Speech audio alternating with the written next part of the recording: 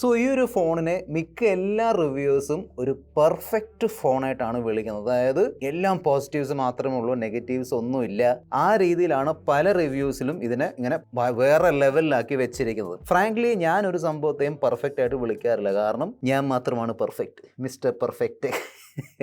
ഇത്തരത്തിലുള്ള വളിച്ച ജോക്സിൻ്റെ കൂടെ ടെക്കൊക്കെ കാണാൻ താല്പര്യമുണ്ടെങ്കിൽ സബ്സ്ക്രൈബ് ചെയ്യാൻ മറക്കണ്ട. ഓക്കെ, സോ ഞാൻ ഈ ഒരു ഫോൺ കഴിഞ്ഞ് 1.5 മാസമായിട്ട് ഉപയോഗിച്ചുകൊണ്ടിരിക്കുകയാണ്. പിന്നെ ട്രാവലിംഗിൽ പോയപ്പോൾ അവിടെയും കൊണ്ടുപോയി. അതുകൊണ്ട് തന്നെ നെറ്റ്വർക്ക് ആണെങ്കിലും ഡിസ്പ്ലേ ആണെങ്കിലും ബാറ്ററി ആണെങ്കിലും പെർഫോമൻസ് ആണെങ്കിലും എല്ലാം എനിക്ക് നല്ലോണം ടെസ്റ്റ് ചെയ്യാൻ കഴിഞ്ഞു. സോ എന്തുകൊണ്ടാണ് ഈ ഫോണിന് ഇത്രയും ഹൈപ്പ് കിട്ടിയിരിക്കുന്നത്, അതായത് പോസിറ്റീവ്സ് എന്തൊക്കെയാണ് അതെല്ലാം ഷെയർ ചെയ്യാം. അതിനോടൊപ്പം തന്നെ പലരും നൈസായിട്ട് സ്കിപ്പ് ചെയ്ത നെഗറ്റീവ്സ് ഒക്കെ ഉണ്ടല്ലോ, പോരായ്മകൾ, അത് ഞാൻ ഈ വീഡിയോയിൽ ക്ലിയർലി ഷെയർ ചെയ്യുന്നുണ്ട്. രണ്ടും ജഡ്ജ് ചെയ്തിട്ട് ഇത് വാങ്ങണോ വേണ്ടോ എന്ന് തീരുമാനിക്കാം. കൂടുതൽ സമയം വേസ്റ്റ് ചെയ്യാതെ ലെറ്റ്സ് റോ. ഒരു മുട്ടൻ ഫോണിൽ നിന്ന് ഒരു കോമ്പാക്ട് ഫോണിലേക്ക് മാറുമ്പോൾ കിട്ടുന്ന ഒരു സുഖമുണ്ടല്ലോ, അത് വേറെ ലെവലാണ്. ഇത് പല വീഡിയോസിലും പറഞ്ഞിട്ടുണ്ട്. അതായത് നമ്മുടെ കൈകൾ തന്നെ നമ്മൾ നോക്കിയിട്ട് താങ്ക്സ് ബ്രോ ഇങ്ങനെ പറയുന്ന ഒരു ഫീലാണ് കിട്ടുന്നത്. കാരണം എന്തൊരു രസമാണ് നമ്മുടെ കയ്യിൽ ഒതുങ്ങുന്ന ഒരു phone, light weight compact size ഉള്ള ഫോൺ, അതിൻ്റെ ഒരു ഫീല് വേറെയാണ്. പ്ലസ് ഇതിൻ്റെ ബാക്കിൽ കൊടുത്തിരിക്കുന്ന ഈ വളരെ പ്രീമിയം ലുക്കിംഗ് ഫ്രോസ്റ്റഡ് ബാക്ക് ആണെങ്കിലും ചുറ്റുമുള്ള അത്യാവശ്യം വീതിയുള്ള മെറ്റാലിക് ഫ്രെയിം ആണെങ്കിലും overall it's A very very premium phone. അതായത് നിങ്ങൾ ചിലവാക്കിയ പൈസ ഉണ്ടല്ലോ അതിൻ്റെ മൊത്തം നിങ്ങൾക്ക് ഇതിൻ്റെ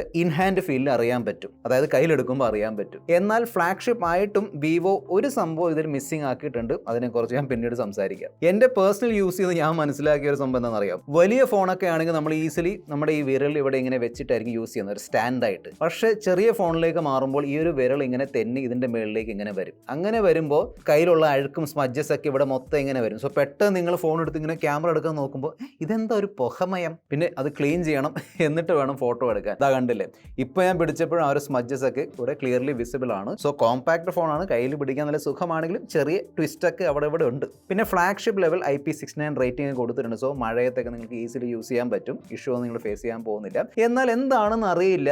ഫോർ എക്സാമ്പിൾ സാംസങ്ങിൻ്റെ കോമ്പാക്ട് ഫോൺ ആണല്ലോ S25, ഇപ്പോൾ വരാൻ പോകുന്ന S26 ആണെങ്കിലും അതിൻ്റെ ഫ്രണ്ടിലും ബാക്കിലും സാംസങ് ഗൊറില്ല ഗ്ലാസ് വിക്ടസ് 2ൻ്റെ പ്രൊട്ടക്ഷൻ കൊടുത്തിട്ടുണ്ട്. എല്ലാ വർഷവും അവർ കൊടുക്കാറുണ്ട്. പക്ഷേ വിവോ അത് എപ്പോഴും സ്കിപ്പ് ചെയ്യും. സ്കോട്ട് അൽഫ സെൻസേഷൻ എന്തോ പ്രൊട്ടക്ഷനാണ് വന്നിരിക്കുന്നത്. പക്ഷേ പേടി വേണ്ട. ഓക്കെ, അതെ, ഗൊറില്ല ഗ്ലാസ് ഇല്ലാത്തതുകൊണ്ട് മൊത്തം സ്ക്രാച്ചായി അങ്ങനെ ഒന്നുമില്ല. ഞാൻ കഴിഞ്ഞ 1.5 മാസമായിട്ട് ഉപയോഗിച്ചുകൊണ്ടിരിക്കുകയാണ്. ഇതുവരെ അങ്ങനെ മേജർ സ്ക്രാച്ചസ് ഒന്നുമില്ല. പൊടിക്കുള്ള ചെറിയ ചെറിയ സ്ക്രാച്ചസ് അവിടെ ഇവിടെ ഉണ്ടാവും, പക്ഷേ ബാക്ക് കംപ്ലീറ്റ്ലി സേഫ് ആണ്. ഓക്കെ, വിവോ അവരുടെ X300 പ്രോയിൽ ഇവിടെ ഒരു അഡീഷണൽ ബട്ടൺ തന്നിട്ടുണ്ട്, അതായത് action button, multi purpose button എന്നൊക്കെ പറയാൻ പറ്റും. നമുക്ക് പല രീതിയിൽ യൂസ് ചെയ്യാൻ പറ്റും. ഇതും ഒരു ഫ്ലാഗ്ഷിപ്പ് ഫോൺ അല്ലേ, അത് പ്രോ ആണ്, ഇത് നോൺ പ്രോ ആണ്, എന്നാലും ഒരു ഫ്ലാഗ്ഷിപ്പ് സീരീസ് ഫോൺ ആണ്. ഇതിലും ആ ഒരു എക്സ്ട്രാ ബട്ടൺ വേണമെങ്കിൽ വിവോന് കൊടുക്കാമായിരുന്നു. കാരണം ഓപ്പോ കൊടുത്തിട്ടുണ്ട്. X9ലും X9 Pro രണ്ടിലും ആ ഒരു മൾട്ടി പർപ്പസ് ബട്ടൺ ഉണ്ട്. സോ പലരും കംപ്ലൈൻറ്റ് ചെയ്യാറുണ്ട്, ബ്രോ ഈ ക്യാമറ സെൻട്രിക് ഫോണുകളുടെ റിവ്യൂ ചെയ്യുമ്പോഴെങ്കിലും ഒന്ന് ലൊക്കേഷൻ മാറ്റി പിടിച്ചുവിട്. സോ ഞാൻ ലൊക്കേഷൻ മാറ്റി പിടിച്ച് മുംബൈയിൽ പോയിട്ടാണ് ഫോട്ടോസ് എടുത്തിരിക്കുന്നത്. ഓക്കെ, ഇനി ഒരു ഇവൻറ്റിന് വേണ്ടി പോയതാണ്. സോ അവിടെ ഞാൻ കുറേ സാമ്പിൾസ് എടുത്തിട്ടുണ്ട്. ഞാൻ സൈഡ് ബൈ സൈഡ് കാണിച്ചു തരാം. ഈ ഫോണിൻ്റെ ക്യാമറയെ കുറിച്ചുള്ള ഹൈപ്പ് ഉണ്ടല്ലോ,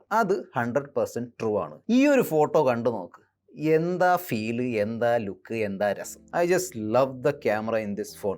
ആക്ച്വലി X300 പ്രോയിലുള്ള പുതിയ 200 മെഗാ പിക്സൽ ടെലിഫോട്ടോ ക്യാമറ ഉണ്ടല്ലോ, ആ ക്യാമറയിലുള്ള 200 മെഗാ പിക്സൽ സെൻസർ ഇവിടെ മെയിൻ ക്യാമറയായിട്ട് ഫിറ്റ് ചെയ്ത് തന്നിട്ടുണ്ട്. നല്ല ഡീറ്റെയിൽസ് ഉണ്ട്, നല്ല കളേഴ്സ് ഉണ്ട്.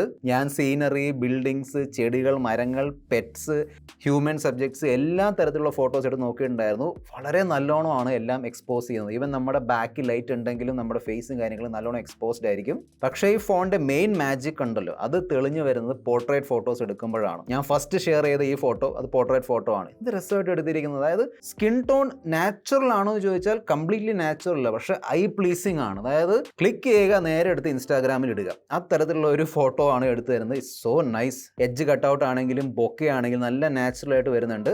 പിന്നെ നോർമൽ സൂം നോക്കുകയാണെങ്കിൽ 10x വരെ നമുക്ക് അത്യാവശ്യം നല്ല ഡീറ്റെയിൽസ് ഉള്ള ഫോട്ടോസ് എടുക്കാൻ പറ്റും. ഈ പൂച്ചയുടെ ഫോട്ടോ കണ്ടു നോക്ക്, ഇത് 10x ഫോട്ടോ ആണ്. അതിൻ്റെ പൂടയും കാര്യങ്ങളൊക്കെ എന്ത് രസമായിട്ടാണ് ക്ലിയർലി എടുത്ത് കാണിച്ചിരിക്കുന്നത്. ആ ഒരു ഓവറോൾ കളർ ലൈറ്റിംഗ് ഒക്കെ വളരെ രസമായിട്ടാണ് വന്നിരിക്കുന്നത്. അൾട്രാവൈഡ് ക്യാമറ വെച്ച് എടുത്തിരിക്കുന്ന ഫോട്ടോസും വളരെ വളരെ നല്ലതാണ്. നല്ല കളേഴ്സ് ഉണ്ട്, നല്ല ഡീറ്റെയിൽസ് ഉണ്ട്, അങ്ങനെ കംപ്ലയിൻസ് ഒന്നുമില്ല. അൾട്രാവൈഡ് ക്യാമറ മാക്രോ സപ്പോർട്ട് ചെയ്യുന്നുണ്ട്. നമുക്ക് ഇത്തരത്തിലുള്ള ഫോട്ടോസ് എടുക്കാൻ പറ്റും, നല്ല ഡീറ്റെയിൽസ് ഉള്ള മാക്രോ ഫോട്ടോസ് എടുക്കാൻ പറ്റും. ഈവൻ ടെലിഫോട്ടോ ക്യാമറ വെച്ച് നമുക്ക് മാക്രോ മോഡിൽ കയറിയിട്ട് ഫോട്ടോസ് എടുക്കാൻ പറ്റും. യെസ്, ആ ഒരു X300 Proൻ്റെ ഒരു വേറെ ലെവൽ ഇങ്ങനെ ഉള്ളിലേക്ക് കയറി ചെന്നിട്ട് എടുക്കുന്ന മാക്രോ ഫോട്ടോസ് ഉണ്ടല്ലോ, അത്രയും നിങ്ങൾക്ക് ഇവിടെ കിട്ടൂല. സ്റ്റിൽ നല്ല മാക്രോ ഫോട്ടോസ് എടുക്കാൻ പറ്റും. 50 mega pixel auto focus support ചെയ്യുന്ന സെൽഫി ആയതുകൊണ്ട് നല്ല ഷാർപ്പ് ഫോട്ടോസ് എടുക്കാൻ പറ്റും. പിന്നെ വിവോയുടെ സെൽഫി ഫോട്ടോസ് അറിയാലോ, നല്ല രസകരമായ സ്കിൻ ടോൺ കാര്യങ്ങളൊക്കെ ആയിരിക്കും.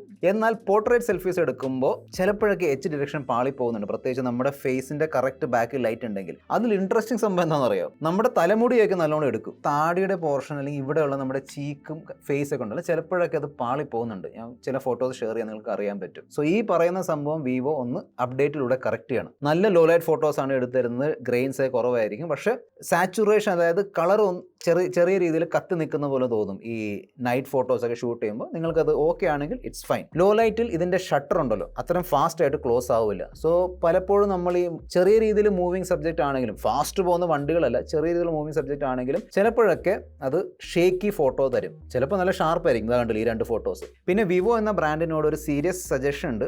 സീരിയസ് സജഷൻ അല്ല, പക്ഷെ എൻ്റെ ഒരു സജഷനാണ്. അതായത് ഞാൻ ഇത്തരം ദിവസങ്ങൾ ഇത് ഉപയോഗിച്ചല്ലോ, ഇതിന്റെ ക്യാമറ യു ഐ. ഇതിന്റെ ക്യാമറ യു ഐ ഭയങ്കര ക്ലട്ടേർഡ് ആണ്. ഇവിടെ സെറ്റിംഗ്സിലേക്ക് പോകുമ്പോൾ ഇവിടെ ഇഷ്ടം പോലെ ഫീച്ചേഴ്സ് ഇരിക്കുന്നത്. താഴെ ഇവിടെ കണ്ടില്ല, ഇവിടെയും ഒരുപാട് ടാബുകൾ, ഇങ്ങനെ കുറേ ടാബുകളുണ്ട്. ഇവിടെയും ഫീച്ചേഴ്സ്. പിന്നെ ഇവിടുന്ന് മേളിലേക്ക് സ്വൈപ്പ് ചെയ്യുമ്പോൾ പുതിയൊരു മോഡ്. അതൊന്നും പോരാഞ്ഞിട്ട് ഈ സൈസിന്റെ ഫിൽറ്റേഴ്സ്. സോ ഒരുപാട് ഫീച്ചേഴ്സ് ഇങ്ങനെ കുത്തി നിറച്ച് വെച്ചിരിക്കുന്ന ഒരു ഫീലാണ് തരുന്നത്. ഇതെല്ലാം എടുത്ത് മാറ്റണോ? ഒരിക്കലും അല്ല. ഫീച്ചേഴ്സ് ഇരിക്കട്ടെ, ഫീച്ചേഴ്സൊക്കെ നല്ലതല്ലേ, നമുക്ക് ഇഷ്ടമുള്ളപ്പോൾ ഉപയോഗിക്കാമല്ലോ. പക്ഷേ 2 മോഡ് കൊടുത്താൽ കുറച്ചുകൂടി ബെറ്റർ ആയിരിക്കും. ഒരു സിമ്പിൾ മോഡ്, ഒരു പ്രോ മോഡ്. സിമ്പിൾ മോഡിൽ ആളുകൾ നോർമലി ഉപയോഗിക്കുന്ന ഓപ്ഷൻസ് മാത്രം മതി. പ്രോ മോഡിലേക്ക് കയറുകയാണെങ്കിൽ അല്ലെങ്കിൽ അഡ്വാൻസ് മോഡിലേക്ക് കയറുമ്പോൾ ഈ പറഞ്ഞ ഫീച്ചേഴ്സ് വരുന്നതായിരിക്കും കുറച്ചും കൂടി ബെറ്റർ. പിന്നെ വീഡിയോ പെർഫോമൻസ് എനിക്ക് ഓക്കെ ആയിട്ട് തോന്നി. It's nice actually. നമുക്ക് വേണമെങ്കിൽ എല്ലാ ക്യാമറകളിൽ നിന്ന് 4K 60 FPS വരെയുള്ള വീഡിയോസ് ഷൂട്ട് ചെയ്യാൻ പറ്റും. നല്ല സ്റ്റേബിൾ വീഡിയോസ് ആയിരിക്കും എടുത്തു തരുന്നത്. ഞാൻ വീഡിയോ സാമ്പിൾസ് ഒക്കെ ഷെയർ ചെയ്യുന്നുണ്ട്, കണ്ടു നോക്കുക. പിന്നെ നമുക്ക് വേണമെങ്കിൽ മെയിൻ ക്യാമറ വെച്ച് ഈവൻ 4K 120 FPS ഷൂട്ട് ചെയ്യാൻ പറ്റും. വീഡിയോസ് നല്ലതാണ്, അങ്ങനെ വലിയ കംപ്ലയിൻസ് ഇല്ല. പിന്നെ ഒരു കോമ്പാക്ട് ഫോൺ ആകുമ്പോൾ ഏറ്റവും വലിയ ഡൗട്ട് അതായിരിക്കുമല്ലോ, അതായത് ബാറ്ററി ഉണ്ടോ, അതായത് ബാറ്ററി നിൽക്കുമോ.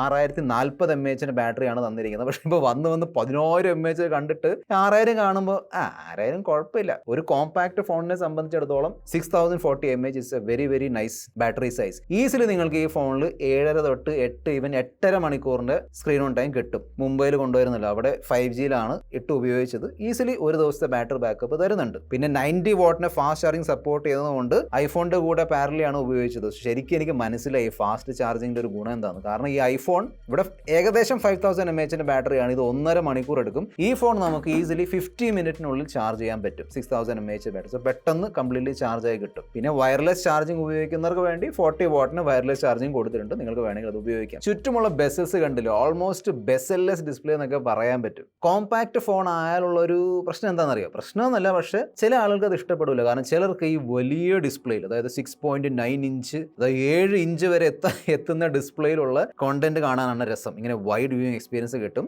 കോമ്പാക്ട് ഫോണിൽ ചെറിയ ഡിസ്പ്ലേ ആയതുകൊണ്ട്, അതായത് 6.3 6.2 ഇഞ്ചിന്റെ ഡിസ്പ്ലേ ആയതുകൊണ്ട് ആ ഒരു സൈസേ കിട്ടുള്ളൂ. അത് നിങ്ങൾക്ക് ഓക്കെ ആണെങ്കിൽ ഫ്ലാഗ്ഷിപ്പ് ലെവൽ ബ്യൂട്ടിഫുൾ ഡിസ്പ്ലേ ആണ് വിവോ ഈ ഫോണിൽ ഇട്ട് തന്നിരിക്കുന്നത്. ഓക്കെ, ഞാൻ ഒരുപാട് TV സീരീസും ആനിമയൊക്കെ ഇപ്പം, അതായത് ക്രഞ്ചി റോൾ ഉണ്ടല്ലോ ആപ്ലിക്കേഷൻ, അതിൽ കുറേ ആനിമെ ഇവിടെ ഇട്ട് കണ്ടിട്ടുണ്ടായിരുന്നു. It's very very nice. ഇനി നിങ്ങൾക്ക് എഡിറ്റിംഗ് കാര്യങ്ങളൊക്കെ ചെയ്യാൻ താല്പര്യമുണ്ടെങ്കിൽ ഇതിന്റെ ഡിസ്പ്ലേ സെറ്റിംഗ്സിൽ കയറി നോക്കിയാൽ അവിടെ ഒരു പ്രൊഫഷണൽ കളർ മോഡ് ഉണ്ട്. അതിട്ടാൽ കുറച്ചും കൂടി ആക്യുറേറ്റ് കളേഴ്സ് നിങ്ങൾക്ക് ഇതിന്റെ ഡിസ്പ്ലേയിൽ കാണാൻ പറ്റും. നല്ല ബ്രൈറ്റ് ഡിസ്പ്ലേ ആണ്, ഔട്ട്ഡോർ കൊണ്ടായാലും ഇഷ്യൂ ഒന്നും ഇല്ല. പിന്നെ മുംബൈയിൽ ഉണ്ടായിരുന്നപ്പോൾ ഗൂഗിൾ മാപ്പ് ഉപയോഗിച്ചാണ് അങ്ങോട്ടും ഇങ്ങോട്ടും സഞ്ചരിച്ചത്. സോ മാപ്പ് ഒക്കെ ഈസിലി നമുക്ക് അത്യാവശ്യം വെയിലുണ്ടെങ്കിലും വായിച്ചെടുക്കാൻ പറ്റുന്നുണ്ട്. പിന്നെ ബാറ്ററി ഒന്നുകൂടെ ലാഭിക്കാൻ വേണ്ടി ഇവിടെ LTPO ഡിസ്പ്ലേ ആണ് തന്നിരിക്കുന്നത്. അതായത് ഇതിന്റെ ഡിസ്പ്ലേക്ക് 1 Hz വരെ റിഫ്രഷ് റേറ്റ് കുറയ്ക്കാൻ പറ്റും. പിന്നെ ഇത്തവണ അപ്ഗ്രേഡ് ചെയ്ത് വന്ന ഈ അൾട്രാസോണിക് ഫിംഗർ പ്രിന്റ് സ്കാനർ ഉണ്ടല്ലോ, ദാറ്റ് ഈസ് സോ നൈസ്. അതായത് ഒരു തവണ പോലും എൻ്റെ കംപ്ലീറ്റ് യൂസേജിൽ ഒരു തവണ പോലും അത് അൺലോക്ക് ആവാതിരിക്കുക, അങ്ങനത്തെ ഒരു ഇഷ്യൂ ഞാൻ ഫേസ് ചെയ്തില്ല. ഭയങ്കര ഫാസ്റ്റ് ആയിട്ട് തന്നെ വർക്ക് ആവുന്നുണ്ട്. So very very nice display.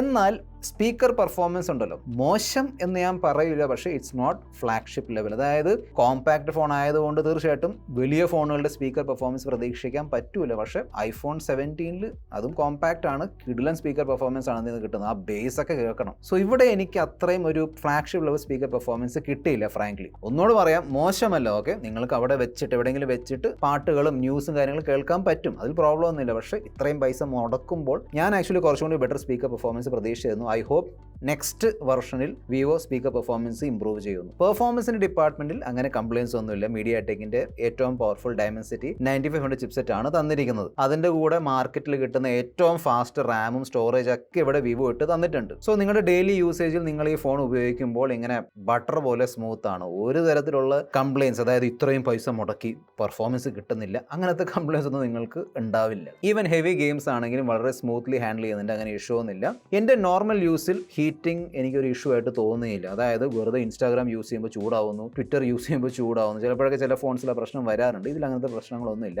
എന്നാൽ നിങ്ങൾ പുറത്ത് കൊണ്ടുപോയിട്ട് 4K വീഡിയോ ഒക്കെ കണ്ടിന്യൂസ്ലി ഷൂട്ട് ചെയ്യാൻ നോക്കിയാൽ, അല്ലെങ്കിൽ ഒരുപാട് ഫോട്ടോസൊക്കെ ഷൂട്ട് ചെയ്യാൻ നോക്കിയാൽ ഈ ഭാഗത്ത് ചെറിയ രീതിയിലുള്ള ചൂട് നിങ്ങൾ ഫേസ് ചെയ്യാൻ തുടങ്ങും. എന്നാൽ നിങ്ങൾ ആ ക്യാമറ സ്വിച്ച് ഓഫ് ചെയ്യുമ്പോൾ, അല്ലെങ്കിൽ നിങ്ങളുടെ ആവശ്യം കഴിഞ്ഞിട്ട് ക്യാമറ ഓഫ് ചെയ്യുമ്പോൾ ആ ഒരു ചൂട് ഓട്ടോമാറ്റിക്കലി പോകും. സോ ഇത്രയും പവർഫുൾ ഹാർഡ്വെയർ എൻ്റെ ഉള്ളിലുള്ള സ്ഥിതിക്ക് നല്ല സോഫ്റ്റ്വെയർ പെർഫോമൻസ് നമ്മളും പ്രതീക്ഷിക്കുമല്ലോ. സോ അതിവിടെ കിട്ടുന്നുണ്ടോ?